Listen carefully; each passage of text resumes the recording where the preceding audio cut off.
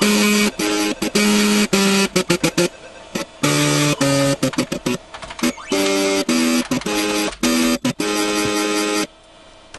what's up YouTube?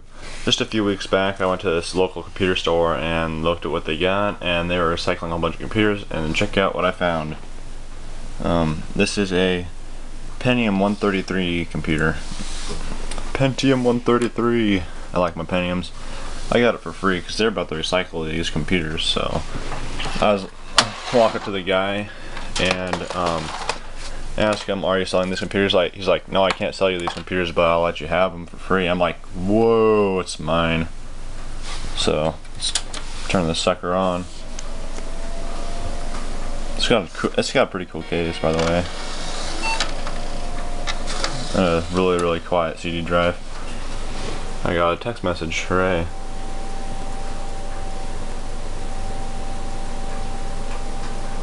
So it works perfectly fine, which is pretty cool, but it has somewhat of a bulging cap on the motherboard. But the capacitors on this motherboard are through-hole soldered, so they'll be easily replaceable. And this thing also has a sound card that works in DOS. I loaded this thing with DOS 6.22, or yeah, 6.22, and there's a sound card in it that actually supports DOS, and in fact it works without a sound card. So let's just load something up quick here. And so I'm loading up the Tyrion 2000 setup with the jukebox here, and I have these headphones hooked up to the sound card down there, so let me turn them up and put a decent song on or something. Oh, where's my microphone on this?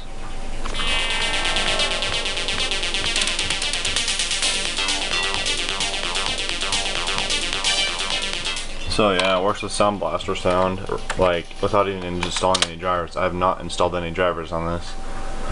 That's pretty awesome if you think about it, because usually when you do DOS with sound cards and stuff, it gets pretty picky with your RQs and DMAs and bullcrap like that. This thing is just in here and it works right off the bat. But there is some sort of incompatibilities, like it doesn't like to play the Tyrion 2K sound or the sound effects or anything.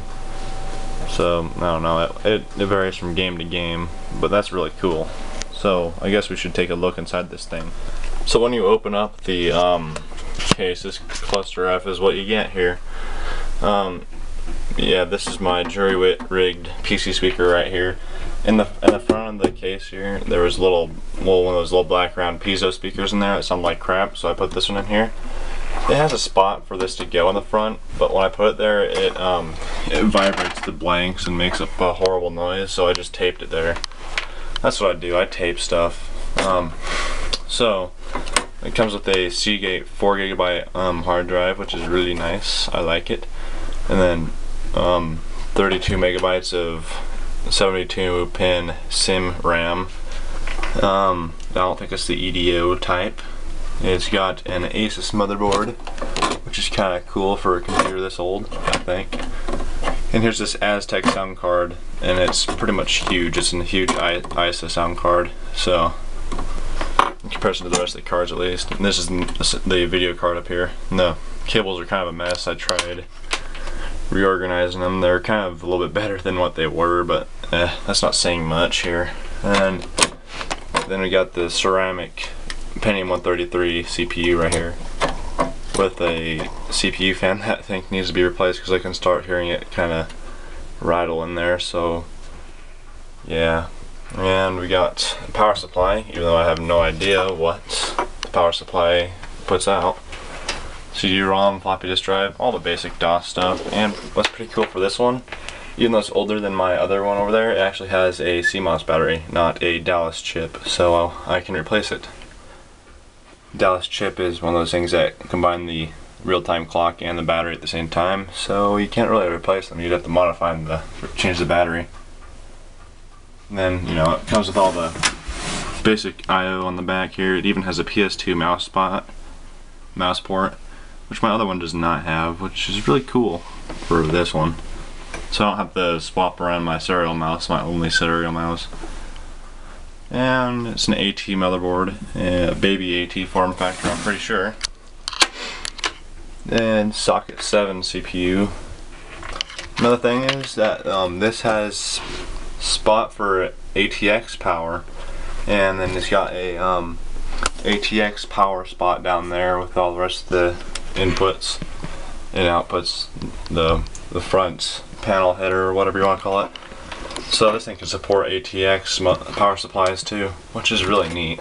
This must be one of those in between ATX and AT motherboards, you know, when they're transitioning from one technology to another. Remember when they had like the IDE and the SATA? Actually, I'm trying to get a motherboard that has IDE and SATA for my new one, so I can support my older hard drives. So pretty much that's the insides of this computer. I think I like it very much. Oh, here's this one bulging cap right there, that second one. You can sort of see that light reflecting off of it. And it's bulging pretty bad, ain't it? So that's the only one that's bulging. I need to replace that one soon, and before I use it too much, you know. Don't want it to pop on me. And PCI and ISA, which is standard for Pentium. And that's pretty much it. So that's awesome. I'll give it a thumbs up and see you guys later.